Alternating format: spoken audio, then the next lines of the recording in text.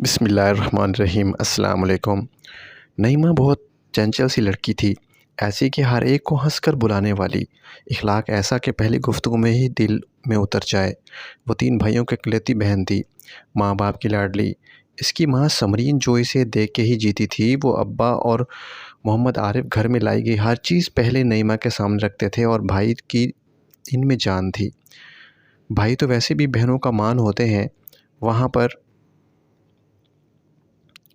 نعیمہ نے منہ سے بات نکالی نہیں کہ پوری ہو گئی۔ مختصراً ایک خوشحال اور مکمل گھرانہ۔ بعض دفعہ حالات ایسے بدلتے ہیں کہ خوشیوں کو گمان بھی نہیں ہوتا کہ وہ اذیتوں کی سولی چڑھتے ہیں۔ صحیح کہا ہے کسی نے، زندگی سب سے بڑا امتحان اسی سے لیتی ہے جو زندگی کا سب سے بڑا لاڈلا ہوتا ہے۔ بلال نعیمہ کی کمیونٹی کا ہی لڑکا تھا۔ نعیمہ جب بھی کالج سے راستے میں گھر آتے ہوئے اسے دیکھتا تو مشکل سے ہی اس کو دل سنبھال پاتا، مگر عمروں کا تقاضا ایسا ہوتا ہے کہ زندگی میں کب کوئی شخص اہم ہو جائے پتہ ہی نہیں چلتا۔ کچھ ایسا ہی حال بلال کا تھا۔ وہ تھی ہی اتنی خوبصورت کہ کوئی بھی اسے ایک نظر دیکھے تو دوبارہ دیکھنے کی خواہش پیدا ہو۔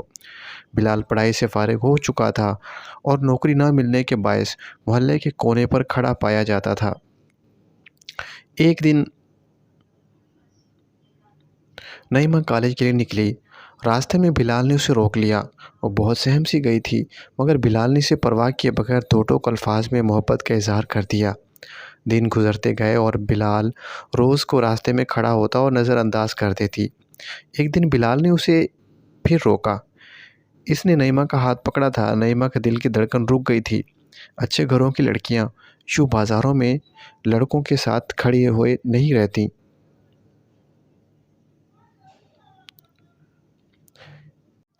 اس نے ایک بار بات کرنے کا کہا، نمبر پکڑایا اور ہاتھ چھوڑ دیا۔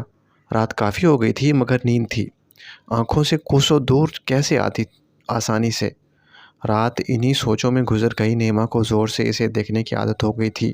ایک دن بلال اسے راستے میں نظر نہ آیا۔ نہ چاہتے ہوئے بھی اسے تلاش تھی اسی انسان کی۔ وہ ڈر سے چھپ کے چور راستے سے نظر دوڑاتی آئی، مگر کہاں تھا وہ اسے دکھائی نہیں دے رہا تھا۔ 2 دن ایسے ہی گزر گئے۔ نعیمہ کا دل بے چین ہو گیا۔ بلال میں جو وہ اس کی طرف کھینچی رہی تھی، اس کی فکر کر رہی تھی۔ محبت کے نام جذبات نے نعیمہ کو اپنے رنگ میں وہی دکھا دیے تھے۔ تیسری رات نعیمہ نے بلال کو کالی کر دی۔ ہیلو کی آواز نے نعیمہ کی دھڑکنیں تیز کر دیں۔ اس کی آواز سے جیسے ہی کائنات میں رنگ واپس آ گئے تھے۔ ایک ہی پل میں ہر چیز حسین ہو گئی تھی۔ وہ چپ تھی، ایک بار پھر ہیلو نے اسے چونکا دیا۔ تم کہاں تھے 2 دن سے؟ وہ بے ساختہ بولی۔ میں 2 دن سے نوکری کی تلاش میں مصروف تھا۔ وہ پرسکون ہو گئی تھی۔ بلال نے کال کی وجہ پوچھی بے یقینی میں۔ وہ تکلف کے بعد بولی، مجھے تمہیں روز دیکھنے کی عادت ہو گئی ہے۔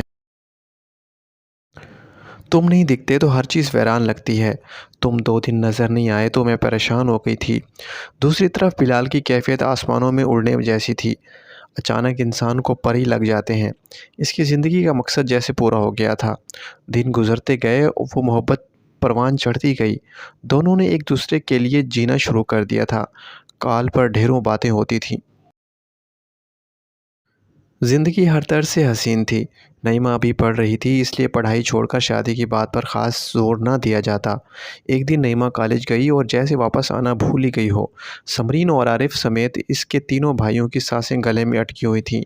لڑکی رات بنا بتائے گھر سے باہر رہے تو گھر والوں پر کیا گزرتی ہے۔ انہوں نے ہر جگہ پتہ کر لیا تھا، مگر نعیمہ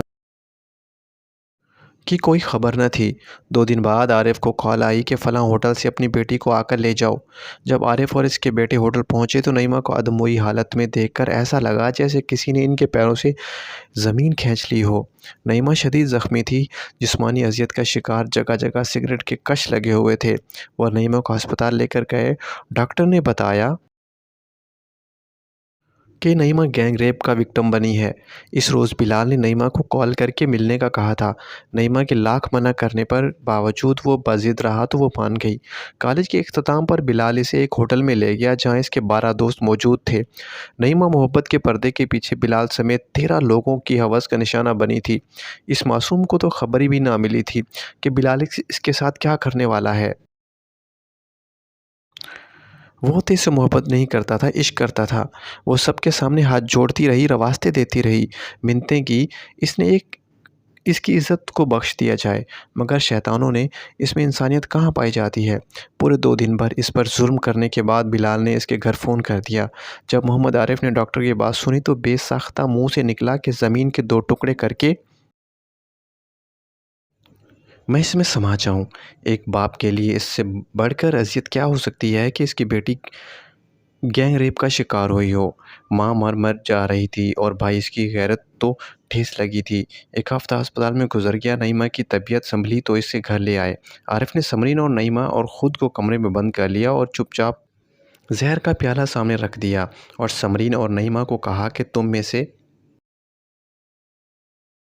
کوئی پیے یا میں خود پی لوں گا۔ نعیمہ کے چہرے پر مسکراہٹ تھی۔ وہ جب زہر اٹھانے لگی تو ماں تڑپ کر رو دی۔ نعیمہ نے ایک ہی گھونٹ میں سارا زہر پی لیا۔ کچھ ہی پلوں میں وہ مٹی کے ڈھیر کے سوا کچھ نہ تھی۔ اس کی ساری شوخی، لاڈ، پیار، مان، عزت، غیرت، سب کچھ اس کے ساتھ ہی اس کی قبر میں دفنا دیا گیا تھا۔ ایک ہنستا بستا گھر زندہ لوگوں کا قبرستان بن گیا تھا۔ بلال اور اس کے ساتھی آج بھی جیل میں ہیں۔ نعیمہ کے بھائی اور آج بھی نعیمہ کی قبر پر جا کے روتے ہیں اور کہتے ہیں کچھ غلطی تمہاری تھی، کچھ غلطیاں ہماری تھیں۔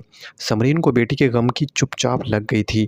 ٹوٹے ہوئے یقین کی کرچیاں کتنے لوگوں کے سینے میں ایسے لگی تھیں کہ وہ نہ جی رہے تھے اور نہ ہی مر رہے تھے۔ Thank you for watching.